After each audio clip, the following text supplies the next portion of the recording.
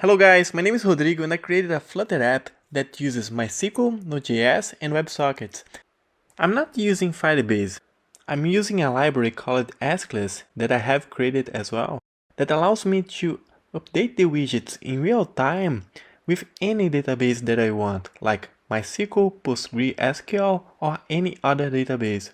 So if you want to create a Flutter Chat app or any other app where the widgets are updated in real time because you want to stream data changes from the backend in Node.js to the Flutter app, so you need to check this project. In this Flutter Chat app, you can make also video and audio calls using WebRTC. Askless allows me to create these video and audio calls in an easy way. So the goal of my library called Askless is to simplify a way of creating apps with Flutter and Node.js where you can stream data changes in an easy way. This project is here to show you a simple way to do it. Thank you so much.